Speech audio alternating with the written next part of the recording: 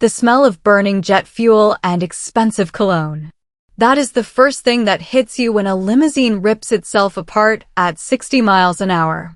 It's a thick, oily stench that coats the back of your throat. Then comes the silence.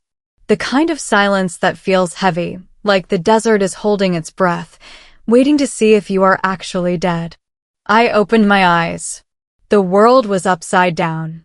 My left leg was pinned under the crushed leather of the passenger seat, but I couldn't feel it. That was the adrenaline. It's a beautiful chemical. It lies to you. It tells you that you are fine, that your bones are steel, that the blood running down your forehead is just sweat. I took a breath and my ribs screamed. Broken. At least two. I did a quick tactical inventory. My weapon was gone, lost somewhere in the twisted metal graveyard behind me. My comms were smashed. I was alone. I dragged myself through the shattered window. The glass sliced into my palms, but I didn't stop. I couldn't stop. The desert sun hit me like a physical hammer, blinding white and unforgiving. I tumbled onto the asphalt. It was hot enough to cook skin. I lay there for a second, staring at the double yellow line. I was wearing a $10,000 wedding dress. Imported Italian silk. Hand-stitched lace. Now it was gray with ash and soaked red at the hem. I looked like a discarded doll. That's when I heard them. It wasn't a rescue siren. It was a low, guttural rumble. It vibrated through the asphalt and into my chest. For engines. Heavy displacement. Choppers. They weren't coming from the highway. They were coming from the dirt roads. The blind spots. I tried to push myself up, but my arms shook. My body was finally catching up to the crash.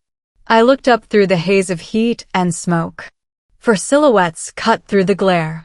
They circled the wreck like vultures. That's exactly what they were. Scavengers. They didn't slow down to check for pulses. They slowed down to check for loot. They saw a burning limo in the middle of the Nevada wasteland and saw a payday. They killed the engines. The silence returned, but now it was sharper. Dangerous. The leader swung his leg over his bike. I analyzed him instantly. It's a habit you never break. 6'2", 230 pounds. Heavy center of gravity. He wore a leather vest with a patch I didn't recognize, covered in desert dust. His boots were steel-toed. He walked with the arrogance of a man who hasn't been punched in the face in a long time. He walked straight toward me. He didn't offer a hand. He didn't ask if I was hurt. He kicked a spray of gravel into my face. I coughed, the taste of dirt mixing with the blood in my mouth. I looked up at him, playing the role. The terrified bride. The victim. It's a camouflage better than any ghillie suit. If they think you're broken, they get sloppy. And this guy was sloppy. He squatted down, his knees cracking. He smelled like stale tobacco and old sweat. He grabbed my wrist. His grip was bruising, unrefined. He wasn't checking my pulse. He was looking at my hand. The ring. The 5-carat diamond Vinny had placed on my finger 3 hours ago. It caught the sun, sparkling with a brilliance that looked obscene next to the wreckage. Wrong turn, sweetheart. His voice was like gravel in a blender. Mocking. He ran a dirty thumb over the diamond. Shame about the ride. But this ring is too nice for a corpse. He tugged at it. Hard. I let out a gasp, real pain this time. My finger was swollen from the crash. The ring wasn't moving. It was welded to my flesh by the trauma. He tugged again, twisting the gold band against the bruised bone. I gritted my teeth, forcing myself to stay limp. To stay small. He sighed. It was the sound of a man inconvenienced by someone else's pain. He let go of my hand for a split second and reached into his belt. Metal flashed. A knife. It wasn't a combat blade. It was a rusty, serrated hunting knife. The kind you buy at a gas station. The edge was dull, jagged. He looked at the knife, then at my finger, then at me. There was no hesitation in his eyes. He wasn't going to try to lubricate the ring. He wasn't going to try to cut the gold. He was going to take the finger. "Hold still," he said, moving the blade toward my knuckle. "I'll make it quick." The metal touched my skin. It was cold. And, just like that, the switch flipped. In the military, they teach you about the ODA loop. Observe. Orient. Decide. Act. But when you operate at my level, you don't loop. You just flow. The pain vanished. The broken ribs became irrelevant. The heat became fuel. The fear? I haven't felt fear since I was 12 years old. I stopped shivering. I locked my muscles. I looked up, past the rusty blade, past the grease on his chin, and looked directly into his pupils. I saw the moment he realized his mistake. I saw the confusion flicker in his eyes. He saw the bride disappear. He saw the soldier take her place. My eyes went dead. Flat. Black. "I promised Vinny I'd never take it off," I whispered. My voice didn't shake. It was steady. Clinical. He paused. He laughed, but it was a nervous sound. He pressed the knife harder, drawing a single bead of blood. "Vinny ain't here, doll," he sneered. I watched the blood trickle down my finger. I calculated the distance to his jugular. 6 inches. I calculated the torque needed to snap a human radius bone. 12 pounds of pressure. I looked at the knife. It was dull, but it would do. "Good," I said. I shifted my weight, digging my heels into the asphalt, coiling my body like a viper ready to strike. "Because he'd be jealous of what I'm about to do to you." He pushed the blade down. Time didn't just slow, it fractured. In combat, you don't see things happen. You see the geometry of intent. I saw the vector of his force, the tension in his forearm, the sloppy, amateurish way he committed his entire body weight to a single, downward thrust. He thought he was cutting a finger. He didn't realize he was overextending into a kill zone. I didn't pull my hand away. That's what a victim does. A victim flinches. I drove my palm directly up into the serrated edge. The steel bit deep. I felt the skin part, felt the blade grind against the metacarpal bones of my palm. It burned, a white-hot flare of agony that shot up my arm, but I compartmentalized it. I locked it in a mental box labeled later. Right now, the knife wasn't a weapon, it was a lever, and my hand was the fulcrum. I clamped my fingers around the blade, letting my own blood act as a lubricant, and I twisted. Not a gentle turn. A violent, torque-heavy rotation against the natural hinge of his wrist.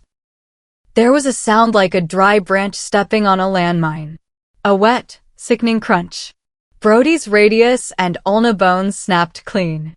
His scream was immediate, a high-pitched shriek that shattered the desert silence, but I didn't let him finish it. I still had his wrist. I yanked him forward, using his own pain reflex to pull him off balance.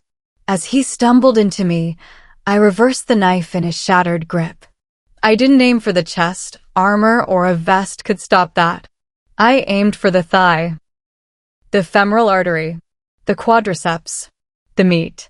I drove the rusty blade 6 inches deep into his leg. He collapsed like a puppet with cut strings, his leg useless, his mind rebooting from the shock. Threat 1, neutralized. I didn't pause to admire the work. Combat is fluid. Stagnation is death. Peripheral vision caught movement to my right.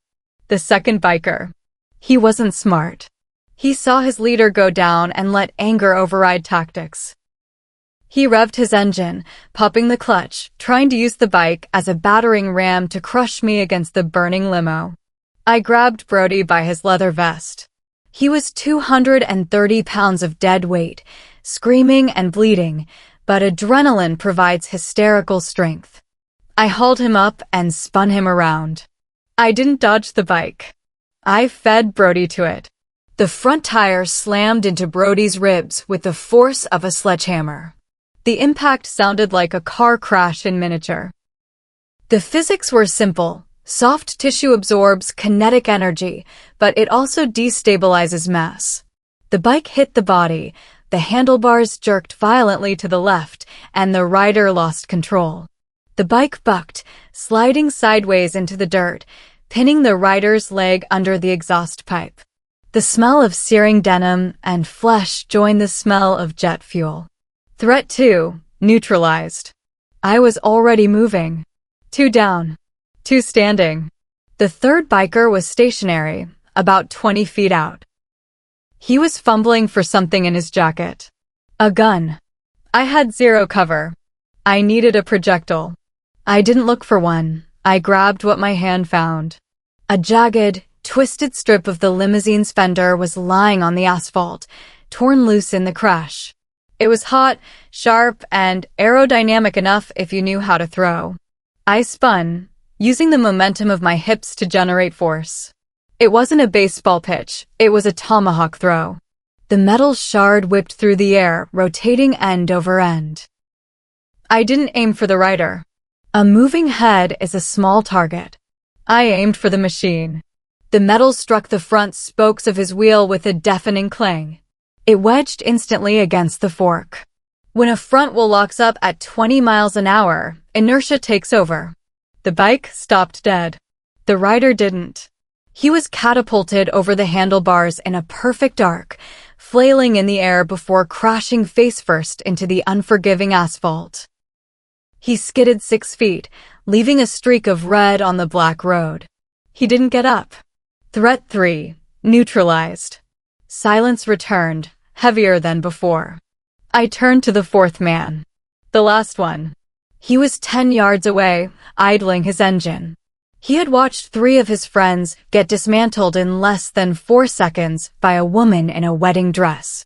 I could see his eyes behind his visor. They were wide. He was vibrating with indecision. Fight or flight. The predator had become the prey, and his brain couldn't process the shift. I looked down at the ground near Brody's writhing body. A black polymer shape was lying in the dust. A Glock 19. It must have fallen from his waistband when I snapped his wrist. I bent down, my movements slow, deliberate. I picked up the weapon. It felt familiar, a reassuring weight in my bloody hand. I wiped my palm on the ruined silk of my dress, clearing the blood so I wouldn't lose my grip. I checked the chamber. Brass gleamed. Loaded. I raised the weapon. I didn't take a combat stance. I didn't shout commands. I just stood there, a nightmare in white lace and red blood, holding the gun loosely at my side. I looked him dead in the eye. I wanted him to see that my heart rate hadn't even elevated. I wanted him to know that killing him would be nothing more than paperwork to me. Run, I said. The word was quiet. It didn't need to be loud. It carried the weight of a tombstone. The biker didn't hesitate. Survival instinct finally kicked in. He slammed his bike into gear, the rear tire spinning and kicking up a cloud of dust as he peeled out. He didn't look back. He rode as if the devil herself was snapping at his heels. I watched him go until he was just a speck on the horizon. I lowered the gun. My hand was throbbing now, the pain finally breaching the adrenaline wall. I looked at the carnage around me. 3 men down. 1 fleeing. The mission clock was still ticking. I wasn't a bride. I wasn't a victim. I was a ghost, and I had work to do. The engine of the fleeing bike faded into the distance, leaving behind a silence punctuated only by the crackle of the flames and the wet, ragged breathing of the men I had dismantled. I didn't look at them. They were no longer combatants. They were debris, casualties of their own stupidity. I holstered the Glock in the waistband of my ruined dress and turned back toward the wreck. My left leg dragged slightly. The adrenaline was starting to metabolize, and the pain in my knee was waking up, but I forced a tactical stride. The limousine was a furnace now. The interior was an inferno of melting leather and plastic, pumping toxic black smoke into the clear desert sky. The heat was a physical wall, searing the exposed skin of my arms, singeing the edges of the lace. Any sane person would be running away from the blast radius. I had to go back in. I moved to the rear passenger door. The window was gone, shattered in the rollover. I peered through the smoke, my eyes stinging. I wasn't looking for a survivor. I knew Vinny was dead before the car even stopped rolling. I had made sure of that at the altar. I was looking for the package. There it was, wedged into the footwell, shielded partially by the reinforced partition. The wedding bouquet. White roses wrapped in white silk. The edges of the petals were turning brown, curling in the radiant heat. To an observer, it would have looked like madness, a grieving widow risking immolation to save a sentimental keepsake. I took a breath, holding the hot air in my lungs, and reached into the fire. The heat blistered my forearm, but my fingers closed around the thick, taped stems. I yanked it out, stumbling back from the intense thermal wave. I walked to the center of the road, away from the smoke, clutching the flowers. They were heavy. Too heavy for Flora. I didn't handle them with care. I turned the bouquet upside down and gave it a sharp, violent shake. It wasn't petals that fell out. A dense, wet object hit the asphalt with a dull thud. The left hand of Vincenzo, the butcher, Moretti. It was severed cleanly just above the wrist, the skin pale and waxy, the stump cauterized and wrapped in plastic that had begun to melt. On the pinky finger, a heavy gold signet ring glinted in the sunlight. The crest of the Moretti crime family.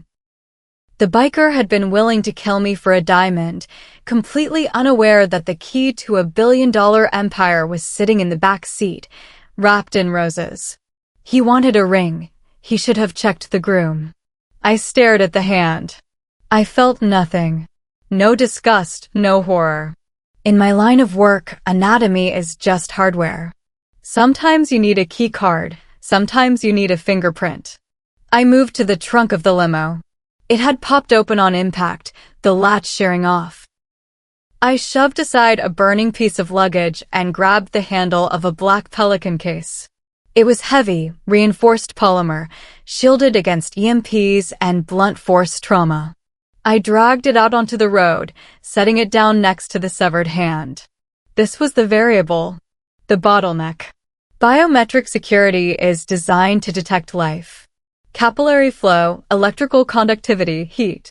A severed digit loses its viability fast. Dead tissue goes cold. The sensors know the difference between a master and a corpse if you wait too long. I checked my watch. The crash had cost me 12 minutes. I was cutting it close. I picked up Vinny's hand. It was already cooling, rigor mortis starting to stiffen the fingers. I manipulated the thumb, forcing it straight. I knelt over the case and pressed the dead thumb onto the green glass of the scanner. I applied pressure, rolling the print slightly to maximize surface area, mimicking the elasticity of living skin. I held my breath. If this failed, the case would enter lockdown mode and encrypt the data beyond recovery. The light on the scanner blinked red. Once. Twice. I pressed harder, forcing the stagnant blood in the thumb toward the surface. Chirp. The light turned green. The internal solenoids clicked, a beautiful, mechanical sound. The latches popped open. Access granted. I flipped the lid. The interior was lined with shock-absorbent foam. No cash. No diamonds. Those are for low-level thugs. Inside sat a single, matte black solid-state hard drive and a ruggedized iridium satellite phone. The drive contained the ledger, every offshore account, every bribed senator, every trafficking route the Moretti family had built over 50 years. I slid the drive into the hidden pocket of my corset, feeling the cold metal against my ribs. Secure. I grabbed the satellite phone. The screen was cracked but functional. I had the payload. The mission was technically complete. But as I stood up, looking at the dead hand and the burning car, the silence of the desert felt wrong. It was too quiet. Too open. The hairs on the back of my neck stood up. I wasn't just a widow anymore. I was a target. I stepped away from the burning chassis, putting distance between myself and the carnage. The heat was still radiating against my back, but the desert air was colder now, sharper. I raised the Iridium satellite phone to my ear. It felt heavy, like a brick of lead. My thumb hovered over the speed dial. Secure line. Direct link to Langley. Or wherever the hell control was operating from today. I pressed send. The connection hissed with static. The sound of a signal bouncing 22,000 miles into space and back. I watched the horizon, scanning for dust trails, for reinforcements, for the extraction team that was promised. Handler, I said. My voice was raspy, throat-coated in ash. It's done. The butcher is dead. I have the drive. Extraction in T-10. I waited for the confirmation. I waited for the coordinates of the LZ. I waited for the well done. Good work, Agent, the voice came back. It was calm, digitally scrubbed of any identifiable tone, but there was a hesitation in the frequency. A micropause that shouldn't have been there. But there's been a change of plans. I stopped walking. The wind whipped the torn shreds of my wedding dress around my combat boots. My grip tightened on the phone. In this business, change of plans is code for, you are expendable. What change? I asked, keeping my voice flat, though my heart rate began to spike. I'm bleeding out here. The package is secure. Send the bird. We didn't send you to kill Vinny to get the drive, Rachel, the handler said. The distortion on the line seemed to deepen, becoming colder. The drive is just a bonus. We sent you to kill Vinny to flush out his father. The blood in my veins turned to ice. His father. Don Moretti. The ghost. The man who didn't exist on paper. The man intelligence agencies had been hunting for 30 years. He never left his fortress. He never showed his face. Unless someone killed his only son on his wedding day. You used me as bait, I whispered. I wasn't asking. I was stating the tactical reality. You're not bait, Agent, the handler corrected, his voice detached, clinical. You're the beacon. That's when I felt it. Not heard it, felt it. A thrumming vibration in the air pressure. A rhythmic thumping that hit the sternum before it hit the eardrums. I looked up. Rising from behind the ridge, black against the blinding sun, was a helicopter. But this wasn't a standard extraction bird. It wasn't one of ours. It was a Me-24 Hind. A flying tank. Heavy armor, chin-mounted cannon, rocket pods. It crested the hill and banked sharply, the rotor wash kicking up a storm of red sand that stung my face. As it swung broadside, I saw it. Painted on the fuselage in gold, just below the cockpit, was the crest. The same crest on the ring I had just cut off a dead man. The Moretti lion. Run, Rachel, the handler said. You just started a war. The line went dead. I looked at the phone in my hand. A piece of plastic connected to a ghost who had just signed my death warrant. I looked at the helicopter hovering 300 yards out. The nose gun swiveled. A red laser dot danced across the asphalt and settled directly on the center of my forehead. I didn't run. You don't outrun a rotary cannon in the open desert. I dropped the phone. It cracked on the pavement. I reached into the waistband of my ruined dress and pulled out the Glock. It was a 9mm handgun. Against an armored gunship, it was a joke. It was throwing a pebble at a tank. But it was all I had. I raised the weapon. I locked my elbows. I aimed not at the armor, but at the glass of the cockpit. I bared my teeth in a smile that was all blood and adrenaline. I hate weddings, I said. I squeezed the trigger. A shadow fell over me.